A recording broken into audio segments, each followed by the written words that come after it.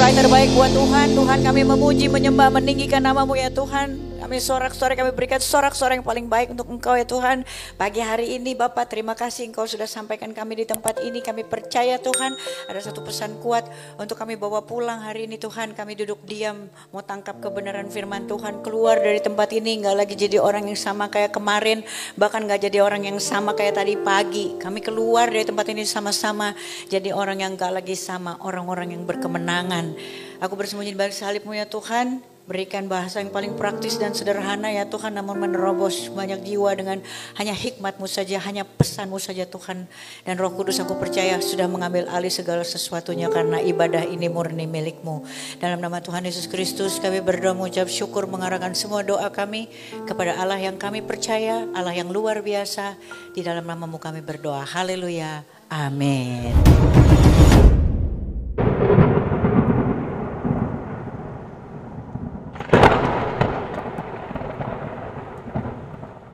Shalom semuanya.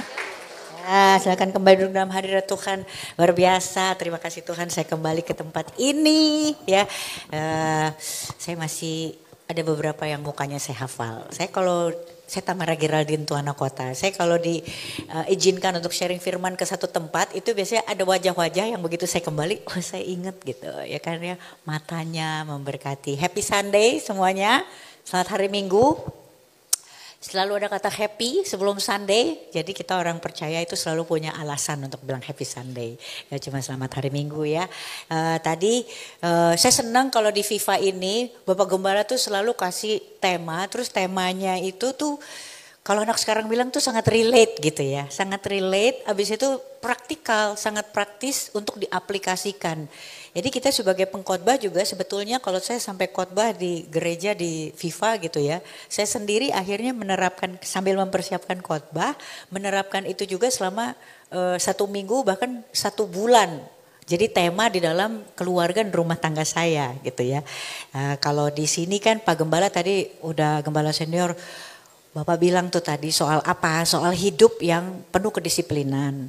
Kalau kita disiplin, terus kita bisa jadi dampak buat orang lain. Kalau kita disiplin, berkat-berkat itu diperintahkan untuk menuju kepada orang-orang benar. Nah, orang benar itu adalah orang-orang yang hari ini tuh memang hidup disiplin. Disiplin itu adalah hidup yang sesuai dengan kehendak Allah. Kalau di luar, di dunia, ya memang juga ada bentuk-bentuk kedisiplinan. Tapi kedisiplinannya itu untuk bertahan hidup di dunia. Sementara kalau orang percaya itu diminta untuk hidup disiplin sesuai kehendak Tuhan. Nah, kenapa sih kita mesti hidup itu disiplin aja gitu ya, sesuai dengan kehendak Tuhan. Saudara kalau ingat ya, penciptaannya manusia ya, penciptaannya manusia itu tuh kan di hari keberapa coba? Di sini ada yang tahu? Manusia dijadikan di hari pertama enggak? Enggak kan? Manusia tuh diciptakan di hari ke-6 loh. Ya kan ya, hari ke-6 tuh manusia diciptakan. Jadi Tuhan itu udah ciptakan dulu segala infrastruktur dari hari pertama sampai hari sebelum manusia dijadikan. Jadi dia sudah siapkan segala sesuatunya. Itu menunjukkan bahwa Tuhan tuh gak perlu dibantu, gak perlu ditolong, gak perlu kita tuh usaha bareng-bareng yang pakai usaha kita sendiri. Karena semuanya tuh udah dijadikan. Nah ini ya yang ada di YouTube juga, wahai pengusaha ya. Jadi hari ini semua berkat itu sebenarnya sudah ada dan disiapkan oleh Tuhan. Sementara Tuhan tuh mau arahkan kita, mau perintahkan kita untuk menuju ke berkat-berkat yang sudah dia siapin. Kalau manusia itu, Tuhan itu perlu ditolong, manusia itu gak diciptakan di hari ke-6 loh saudara. Hari pertama mungkin, atau hari kedua lah setelah menciptakan langit dan bumi, ya kan. Tuhan kan mulai tuh, mau memisahkan terang dan gelap, basah dan kering. Mungkin manusia duluan kalau Tuhan perlu ditolong. Habis itu Tuhan panggil-panggil, dam, tolong dam. Tarikin dam, dari sana tarikin ke sini dam, biar kelihatan mana terang mana gelap. Nanti dia ngomong lagi, dam, tarikin dam. Tolong taruh di situ supaya kelihatan batas-batas samudera, mana yang kering, mana yang basah. Habis itu dam, tolong dam. Binatang-binatang yang harus masuk air, tolong kasih tahu dam, masuk air. Tuhan gak perlu ditolong. Sehingga apa? Tuhan ciptakan semua infrastruktur selesai, baru Tuhan ciptakan manusia. Nah hari pertama manusia hidup saudara, ya di hari ke-7 coba bayangin, apa pekerjaan manusia? Istirahat coba. Istirahat. Tuhan bahkan di hari pertamanya manusia, pekerjaannya manusia itu disuruh fellowship sama Tuhan. Bahkan Tuhan dengan sengaja itu mengambil waktu untuk beristirahat, untuk apa? Untuk ngobrol. Jadi sebetulnya manusia itu tugas utamanya itu adalah fellowship sama Tuhan. Dan Tuhan nanti akan arahkan kemana berkat-berkat itu dicurahkan. Itu cara kerjanya Tuhan dan itu butuh kedisiplinan saudara. Saya kan kalau hari ini kita disiplin aja. Hari pertama Tuhan ambil waktu istirahat fellowship sama manusia. Berarti apa? Tuhan mau arahin kemana sih berkat-berkat yang sudah dia siapin itu. Cuma masalahnya kita lupa bahwa tugas pertamanya manusia itu adalah fellowship, download, disiplin, mengerti apa yang Tuhan mau. Gitu ya saudara ya. Jadi ini adalah latar belakang kenapa Pak Gembala itu bilang tuh tadi. Baca firman salah satunya. Saya mau tanya di sini siapa yang bisa mendengar suara Tuhan. Karena hari ini penting. Kalau kita mau tahu ya berkat itu ada di mana. Infrastruktur yang Tuhan jadikan untuk orang percaya itu letaknya di mana. Saudara mesti bisa dengar suara Tuhan. Siapa yang bisa dengar suara Tuhan? Siapa yang baca Alkitab setiap hari? Siapa yang baca Alkitab hampir setiap hari? Siapa yang setiap hari dibacain Alkitab? Siapa yang hampir tiap hari dibacain Alkitab? Kita semua dong, ya kan ya? Ya kan kalau kita ibadah dibacain sama pendetanya. Saudara tahu gak? Saudara pernah baca Alkitab, buka Alkitab, itu dengar suara Tuhan. Makanya tadi Pak Gembala itu bilang harus baca firman. Kenapa? Dengan kita baca firman melatih kedisiplinan. Saudara saya punya kemampuan untuk mendengar suara Tuhan. Karena Alkitab itu isinya firman Tuhan dan itu suara Tuhan. Mau dengar suara Tuhan gak bisa enggak saya sama saudara harus baca firman. Ya, nah itu saudara ya. Hari ini kita mau baca, tadi kan dibilang sebab itu katanya Pak Gembala itu ambil dari 1 Korintus 9 ayat 26 sampai 27. Sebab itu aku tidak berlari tanpa tujuan dan aku bukan petinju yang sembarangan saja memukul. Tetapi aku melatih tubuhku dan menguasainya seluruhnya. Supaya sesudah memberitakan Injil kepada orang lain, jangan aku sendiri ditolak. Nah, itu 1 Korintus 9 ayat 26 sampai 27. Ini konteksnya apa sih? Ini konteksnya itu Paulus itu pengen ngasih tahu sama kita bagaimana cara melatih diri. Karena hari ini baik jasmani maupun rohani itu perlu latihan saudara. Dan itu menuju satu goal yang luar biasa. Tujuannya gitu. Paulus tuh menggambarkan kehidupan orang Kristen, orang percaya itu seperti atlet. Atlet yang memang dia harus latihan. Gak perlu jadi atlet pun saudara ya. Mau kurus saja kayak saya nih. Memasuki tahun kelima. Kurus? Enggak. Kenapa? Karena saya enggak memasukkan diri saya ke dimensi kehidupan Kristen saya. Menghidupi apa yang saya percayai. Saudara, yang namanya disiplin kalau saudara masuk ke kamus bahasa Indonesia itu artinya ketaatan berdasarkan apa yang diyakini. Jadi kalau saya hari ini gak kurus-kurus selama 5 tahun, saya aja gak yakin kalau saya bisa kurus, iya gak? Jadi selama saudara sama saya gak meyakin sesuatu yang paling simple sekalipun, percayalah kita gak akan sampai ke sana. Tapi puji Tuhan, saya sebulan ini sudah turun 3,5 kilo lah. Saya mulai mengimani, saya mulai mempercaya bahwa saya akan bisa kembali kecil seperti ini saudara. Sebelum saya transforming jadi martabak terang bulan kayak begini. Dulu saya tipis kering. Jadi hari ini saudara kalau mau disiplin, saudara harus percaya dulu. Saudara yakin gak sama Tuhan yang kita sembah? Baru saudara bisa disiplin. Nah disiplin diri baru kita berdampak. Ketika orang itu disiplin, dia fokus, baru dia bisa jadi dampak. Pertobatan saya ini bukan pertobatan yang pertama ya saudara ya. Saya pernah tobat, kan saya umur saya 50, tahun ini saya 51 ya.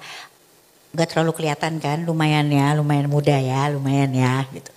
Saudara tahu gak di perjalanan hidup saya sampai 51 tahun, 15 tahun saya diproses oleh Tuhan, ini tahun ke-15. Saudara pikir ini pertobatan pertama? Enggak.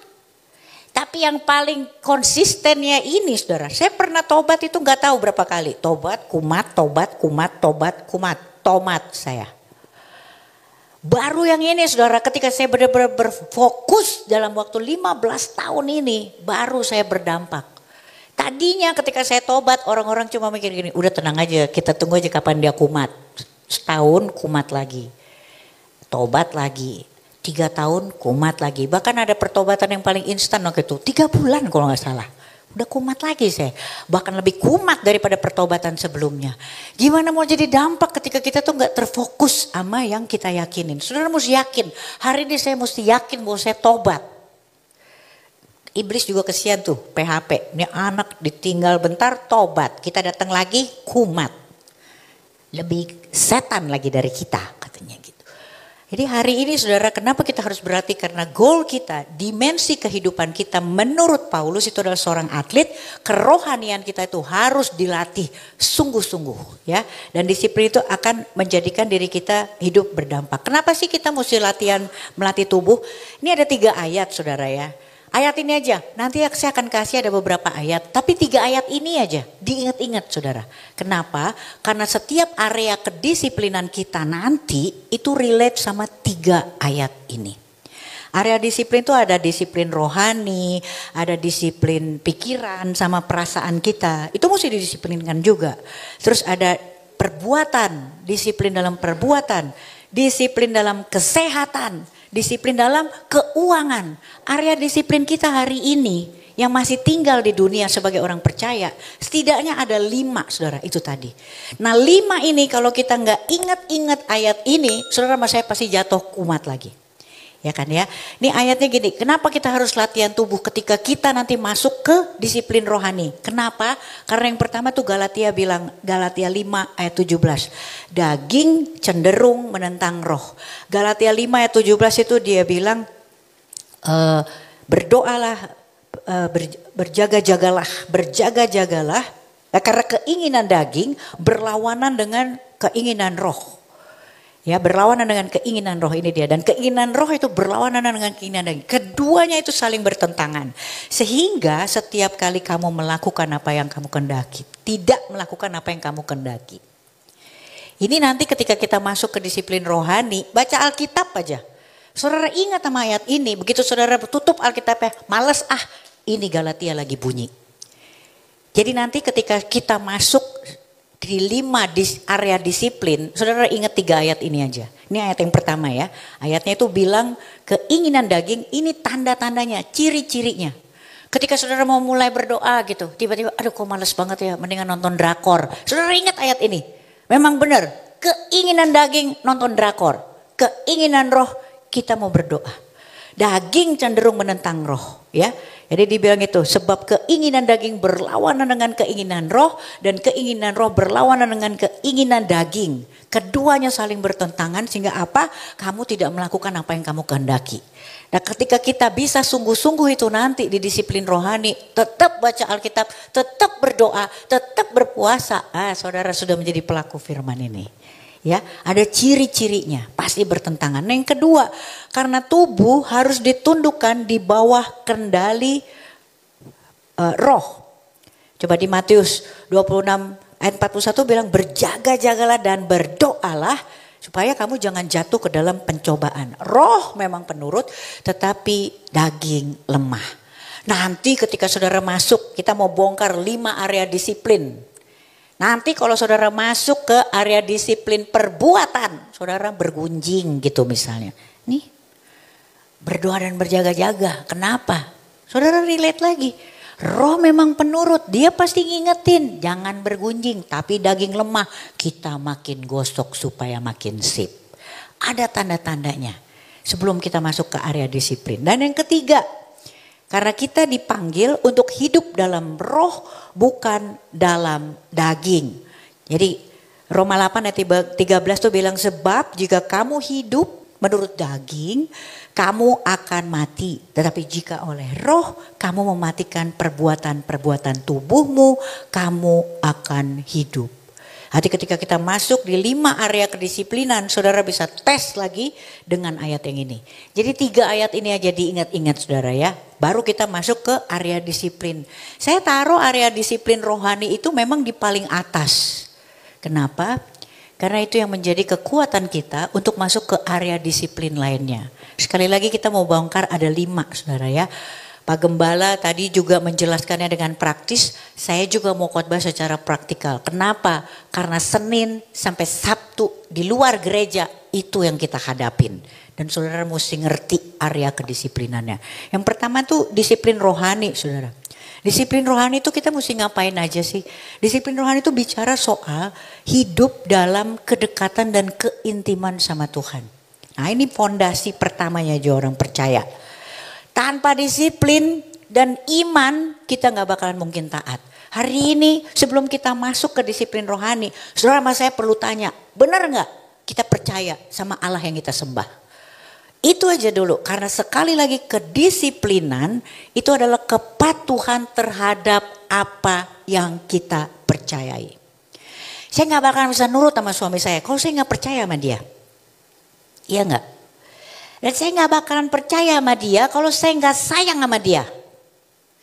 Nah saya gak bakalan sayang sama suami saya kalau saya gak kenal dia. Tak kenal maka tak sayang. Jadi hari ini sebelum kita percaya, saudara sama saya mesti tanya. Saudara sayang gak sama Tuhan? Orang yang percaya sama sesuatu itu pasti udah jatuh hati, dia sayang. Lah kenapa dia bisa sayang, dia bisa jatuh hati? Karena dia kenal. Saudara mau gitu tiba-tiba nanti anak kita kita ke mall tuh Season City deket kan, ini bukan endorse. Kita ke Season City, tiba-tiba ada orang bilang, hey will you marry me? Saudara mau kasih anak saudara, kenal juga kagak. Harus kenal dulu, habis itu sayang, habis itu percaya, mau kemana aja kita ikut. Jadi hari ini untuk disiplin rohani hidup dengan kedekatan dengan Tuhan, saudara sama saya harus punya hubungan pengenalan yang baik sama Tuhan. Nah itu caranya gimana? Salah satunya tadi Pak Gembala membaca dan merenungkan firman Tuhan. Saya waktu pas mulai tobat yang 15 tahun ini saudara. Saya pikir oh ya saya mesti punya hubungan sama Tuhan. Udahlah ya, masa saya orang Kristen dari lahir sampai udah setua kemarin itu kan berarti saya udah umur berapa tuh? Hampir 40 loh saudara. Masa Alkitab selesai gak pernah? Apa kata dunia? Sementara semua novel-novel sudah saya selesaikan dengan sukses. Alkitab gak pernah buka tidur, buka ketiduran, buka ngantuk. Jadi saya disiplinkan udahlah ya setiap hari saya ngerti gak ngerti baca aja udah gitu. 2 pasal setiap hari. Nah pernah itu saudara ini sama kayak kita nge-gym gitu ya. Baru mau mulai olahraga saudara udah deh. Buatlah jangan buat trauma buat diri kita sendiri. Kadang-kadang orang-orang gitu ya begitu dia oke aku mau olahraga, aku mau bakar lemak gitu. Dia 4 jam di gym, besoknya jarem. Lusanya gak mau lagi dia ke gym. Kita bikin trauma sendiri loh. Padahal gak penting, udah seperlunya aja. Jalan 30 menit, besok jalan lagi 30 menit. Demikian juga dengan baca Alkitab, baca aja 2 pasal satu hari. Jangan hari ini 2 pasal, besok 18 pasal. Ngalah-ngalahin pendeta, ngalah-ngalahin Pak Supit. Tapi habis itu 3 bulan Alkitab gak dibuka lagi. Jangan saudara 2 pasal, 2 pasal, 2 pasal, 2 pasal. Ada latihan konsistensi di situ. Nah Tuhan lihat itu. Kenapa sih kita dibilang domba saudara? Dan itu gembala. Domba itu adalah salah satu binatang yang di dunia ini dibilang paling bodoh. Tapi domba dia punya kemampuan dengar ya dan dia patuh sama gembalanya itu di atas rata-rata dari binatang lain saudara. Hanya domba itu hanya nurut sama gembalanya dia, bahkan dia nggak nurut sama gembalanya domba lain. Dahsyat nggak? Hari ini kita banyak pengajaran loh. Kita mesti pastiin kita bisa dengar suara gembala kita. Banyak pengajaran palsu. Kalau saudara nggak baca Alkitab, saudara hari ini terguncangkan dengan kata-kata orang-orang. You mesti dengerin gue. Siapa tahu Tuhan pakai gue buat ngomong sama you. Gitu. Kalau saudara baca Alkitab, saudara bisa bilang iya, tapi bukan. Tapi saudara mesti juga bisa dengar suara Tuhan dan itu baca Alkitab. Baca saudara setiap hari. Paling enggak itu kayak gini saudara. Itu kayak kita ambil waktu ngobrol sama bapak kita gitu ya. Kadang kita ngerti, kadang kita gak ngerti. Tapi kalau kita lakukan tiap hari, saudara bisa kenalin suara bapak saudara kan. Walaupun kita lagi ada di tempat paling ribut, ada suara klakson, ada suara knalpot. Suara bapak saya sayup-sayup di situ karena saya latihan tiap hari sama bapak saya tahu itu suara bapak saya. Saya gak tertipu. Demikianlah kenapa kita diilustrasikan nama Tuhan sebagai domba dan gembala. Yang hanya patuh dengan gembalanya. Bahkan bukan suara gembala domba lain. Itu saudara ya. Emang susah, Alkitab susah. Pertama kali saya baca firman ya 2 pasal setiap hari saudara. Saya sampai bilang sama Tuhan, Tuhan aku udah selesai dengan kitab Esra. Aku gak ngerti apa-apa loh Tuhan gitu. Tuhan bilang udah santai aja. Kenapa itu kayak diary saudara. Firman Alkitab itu bekerja 2 arah. Satu-satunya buku yang bekerja 2 arah itu Alkitab. Buka aja, Tuhan tolong. Kadang kita ngerti, kadang kita enggak. Kayak diary. Saudara kalau punya diary dibaca sama anak kan memang sulit juga ya. Orang itu isi hati ya kan dia gak ngerti. Tapi saudara pikir gak? Kalau anak saya nih, dia buka diary saya setiap hari gitu. Kadang sampai ketiduran, konsisten setiap hari dia buka. Saya jatuh hati pasti. Saya mungkin saya pasti duduk di samping dia. Mana bagian yang gak ngerti, sini aku yang bacain. Tugas saya sama saudara tinggal buka. Kasih waktunya 2 pasal 1 hari. Ngerti gak ngerti baca. Udah gak mungkin menaklukkan zaman now tanpa Tuhan dan Alkitab. Saudara ya, ada membaca dan merenungkan firman Tuhan. Itu baru di area disiplin rohani. Berdoa dengan tekun. Doa itu bukan media untuk ngebersihin sampah. Doa itu bukan media untuk ngeberesin masalah. Tapi doa itu adalah bagaimana cara kita untuk minta sama Tuhan menggenapi semua janjinya dia. Mengubah gaya hidup si pendoa. Melihat masalah dengan kacamatanya Tuhan dan itu pasti indah. Yang namanya doa itu komunikasi saudara. Komunikasi itu casual. Saudara harus bisa berdoa dimanapun. Kita lagi ngomong sama orang aja saya suka bilang Tuhan beneran ya. Ini lagi ngomong kayaknya serius. Kayaknya aku kurang berhikmat Tuhan. Apapun yang sedang disampaikan oleh orang ini Tuhan engkau pegang kendali. Berdoa saudara. Punya kualitas doa yang baik sama Tuhan. Kalau saudara hari ini kembali lagi ke ayat itu. Ketika saudara meeting atau rapat sama orang-orang. Saudara gak ingat sama yang tadi itu. 3 ayat itu. Roh itu penurut. Daging itu lemah. Saudara bisa jatuh hati. Saudara bisa gagal semua tendernya. Punya pengenalan yang baik. Punya pendengaran yang baik saudara. Habis itu apa? Beribadah dan fellowship. Datang ke gereja. Ibadah. Hari pertama ibadah dulu. Download semua apa yang Tuhan mau. Di hari pertamanya tuh manusia dan di hari Tuhan mengambil waktu untuk istirahat. Hari ini download semuanya. Hari Senin sampai Sabtu semua dalam perawatan. Selama saudara sama saya bisa ngerti, bisa dengar suara Tuhan. Saudara sama saya pasti gak diarahin ke tempat-tempat yang tidak terstruktur, tidak sistematis, tidak efisien, tidak efektif. Keren banget gak tuh khotbahnya? Khotbah harus keren, harus pakai bahasa-bahasa taktis dan strategis. Kalau gak tidur semua yang ada di sini. Itu saudara ya. Habis itu kalau bisa ada puasa saudara. Puasa itu menundukkan daging. Daging dilemahkan. Orang yang hari ini berpuasa daging yang lemah. Rohnya itu menyala-nyala. Itu kayak saklar on off saudara. Gak mungkin kalau misalnya kita masuk. Kalau dia on udah pasti terang. Itu roh. Nah, kalau dia off itu pasti daging. Dia gelap. Jadi saudara kalau hari ini mau bilang roh menyala-nyala, matikan daging, jangan dikasih makan. Makanya orang berpuasa. Ini scientific loh saudara. Saya kemarin baru lihat ada satu studi lagi gitu ya. Yang hari ini samplingnya tuh banyak, 21.000 orang dan itu berhasil. Kekuatan puasa apalagi kalau ditambah doa. Saudara puasa 12 jam aja tuh ya. Ini ibu-ibu kan sekarang lagi marak ya. Intermittent fasting katanya. 12 jam itu menurunkan berat badan. Ada gunanya, kebayang gak? Menurunkan berat badan pakai doa lagi. Udah dahsyat. 14 jam ada lagi tambahannya, 16 jam, 18 jam regenerasi sel. Coba bayangin saudara, ketika jasmani aja itu bisa memberikan hal baik ketika seseorang berpuasa. Apalagi ketika kita berdoa dan berpuasa. 36 jam saudara, itu mengubah metabolisme yang tidur katanya. Tuh kelihatan kan saya pengen kurus banget. 36 jam segala sesuatunya itu diubahkan lagi. 72 jam itu puasa Esther saudara. 72 jam itu meriset segala sesuatunya. Kembali ke awal, dahsyat saudara. Ada kekuatan puasa, jadi puasa itu tidak dijadikan hanya digelontorkan seperti itu aja. Tuhan punya konsep yang begitu terencana dan luar biasa. Hari ini kalau mau punya kedisiplinan, saudara bisa aplikasikan dari sini. Ya kan ya saudara ya. Yang kedua apa? Disiplin pikiran dan perasaan. Pikiran dan perasaan. Itu soal pengendalian diri. Pikiran sama emosi kita tuh kadang-kadang gak terkendali. Kenapa? Kadang-kadang kita juga yang bikin, kalau karena anak sekarang tuh ngadi-ngadi gitu. Ngada-ngada. Ya. Kita yang kadang itu gak jujur sama diri kita sendiri. Saudara, yang namanya emosi itu otomatis. Udah tangkap aja gak apa-apa. Hari ini dijahatin orang, ya udah marah gak apa-apa, marah. Tapi habis itu datang perasaan, itu jangan dipiara, itu dikelola. Biar gak kepahitan. Kadang-kadang kan kita bilang gini, gimana perasaan kamu? Nih ibu-ibu, nih saya nih zaman dulu, saya gak bilang ibu-ibu di sini ya Pak, di sini baik semuanya.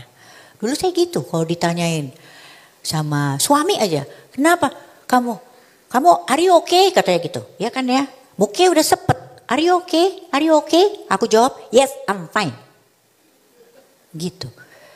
Itu kan ada dusta saudara antara ini sama yang keluar. Abis itu saya bilang saya disakitin orang, padahal setiap hari saya nyakitin diri saya sendiri. Abis itu saya nyalain orang lain. Kalau ini nggak sinkron ini sama ini nggak sinkron, sakit. Hari ini kalau mau kedisiplinan pikiran dan perasaan, kita kontrol mulai dari diri kita sendiri. Sekali lagi, 3 ayat yang tadi, daging lemah, roh itu penurut. Ketika kita mau bilang yes I'm fine, saudara mesti tahu ini yang ngomong daging atau ini roh. Udah pasti daging. Roh gak mungkin tuh fine. Gak mungkin. Saudara, jadi hari ini mesti tangkep. Emosi itu otomatis. Saudara dijahatin orang hari ini. Ditusuk dari belakang. Tuhan aku marah. Iya, tangkap itu. Setelah emosi datang perasaan. Saudara jangan simpen. Jangan dipiara. Jangan dikelola. Itu yang harus dikelola. Perasaannya yang dikelola. Oke Tuhan, aku sakit. Mari kerjasama Tuhan. Ngapain ya kita? Baca Alkitab. Baca firman. Tuhan pasti bicara di situ. Nanti datang lagi. Itu yang tadi. Roh penurut. Daging lemah, ngapain? Kita nonton drakor aja. Nah, di situ masalahnya. Saudara pikir saudara terhibur, lagi nggak bisa mikir katanya gitu, ya kan? Lagi nggak bisa mikir, bergerak dong badannya.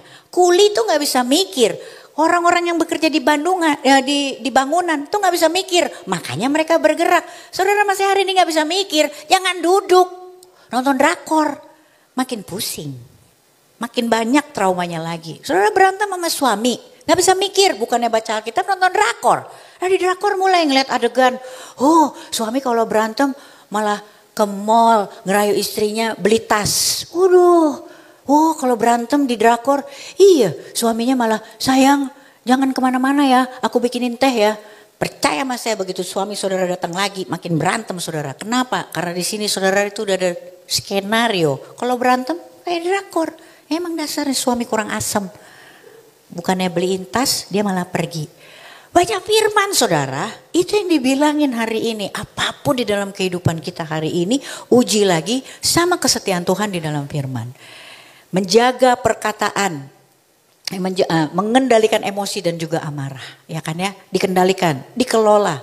Marah gak apa-apa, dikelola bahasa yang keluar. Dikelola. Berdebat sama suami, dikelola. Suami udah ngambil sopran, ibu-ibu kita ambil alto, pecah suara. Jadi harmonis gitu. Jangan dua-duanya nada tinggi, selesai kita.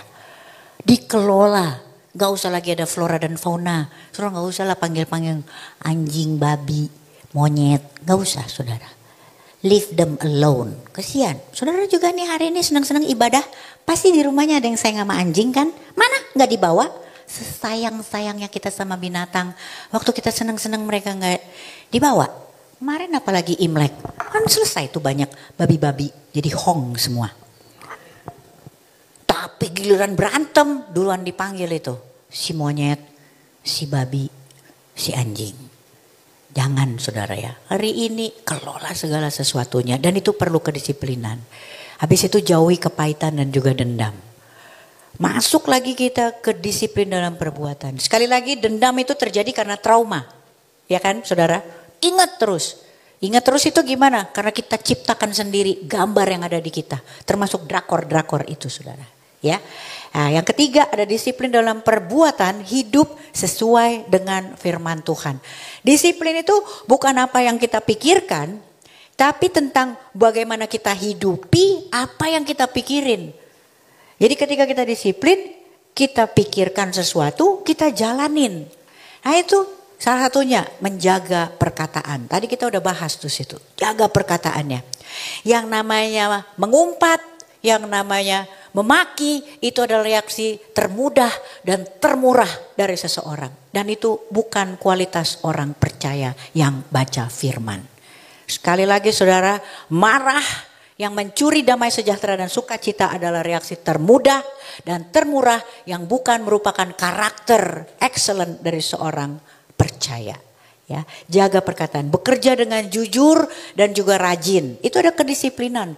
Ketika saudara yang hari ini gak bisa kerja dengan jujur, tiba-tiba selama 1 tahun, 2 tahun, 3 tahun, saudara jujur aja, saudara berdampak. Kok bisa ya?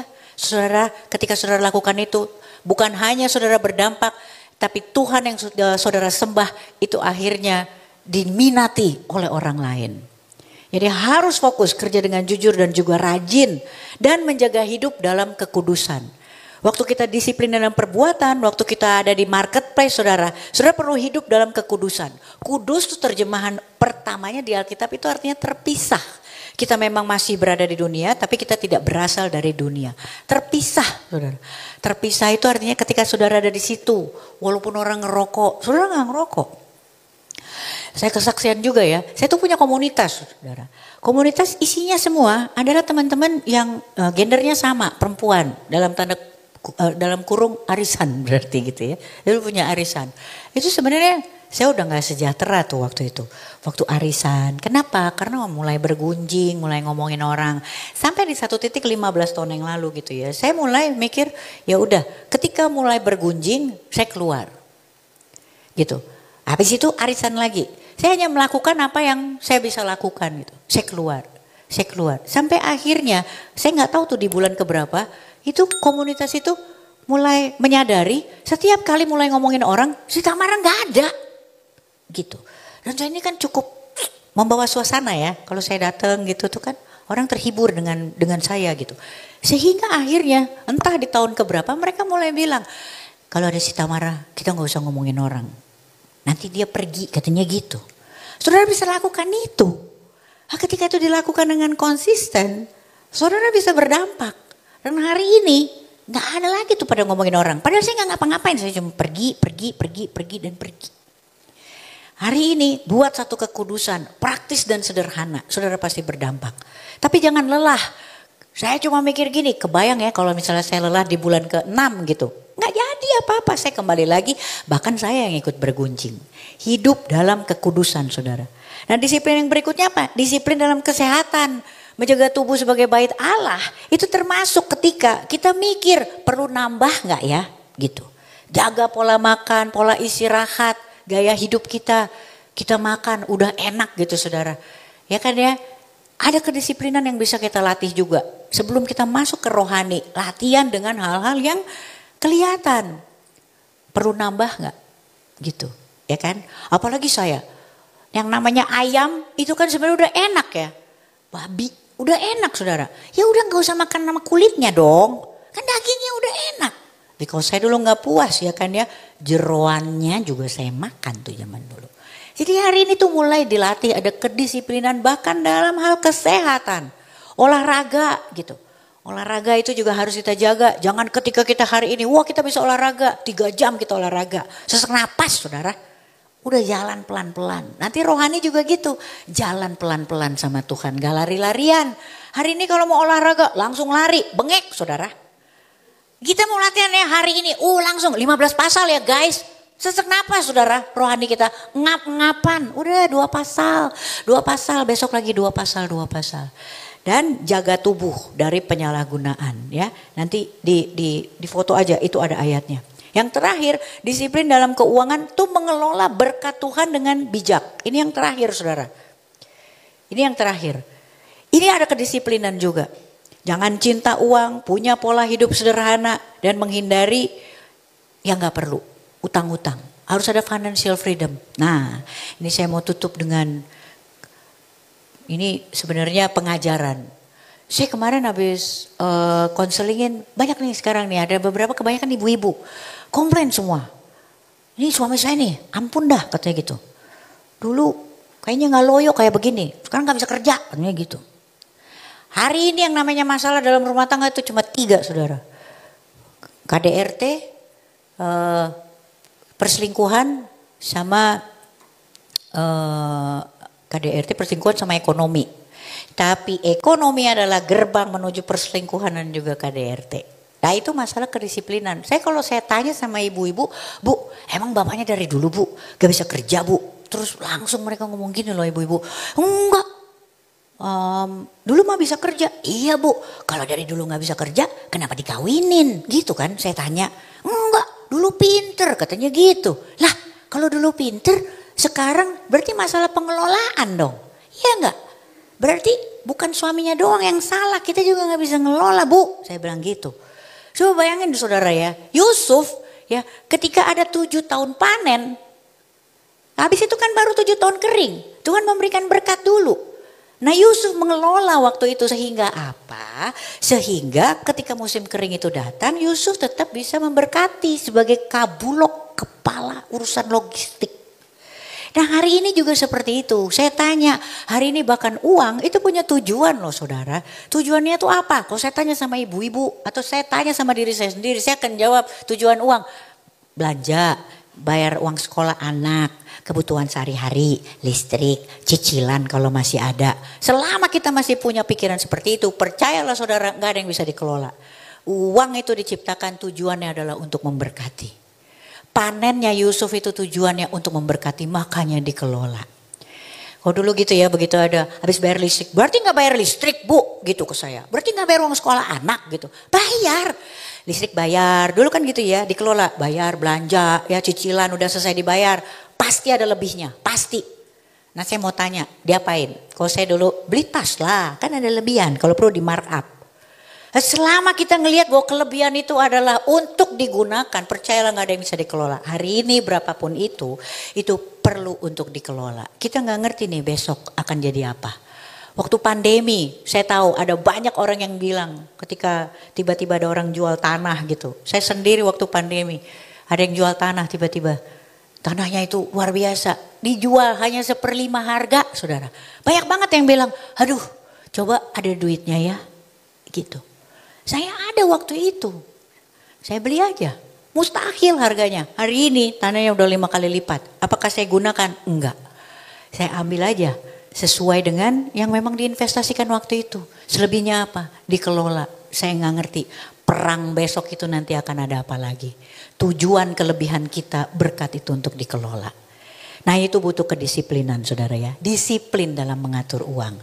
Disiplin dan menghindari yang gak perlu. Harus punya pola yang sederhana, jadi berkat buat sesama. Jadi kesimpulannya itu, waktu saya sudah habis, sudah memasuki injury time, saudara sebentar lagi adu penalti. Jadi yang penting kesimpulan terakhirnya itu adalah ya, disiplin itu membantu saya dan juga saudara dengan 3 ayat tadi. Di segala aspek kedisiplinan saudara, bantu kita bertumbuh jadi pribadi yang berdampak. Melatih diri, fokus saja, disiplin rohani, pikiran, perbuatan, kesehatan, keuangan. Ketika saudara fokus, saudara berdampak. Dan ketika saudara lari-lari dalam perlombaan iman dengan tekun, saudara dapat mahkotanya. Yuk kita bangkit berdiri yuk.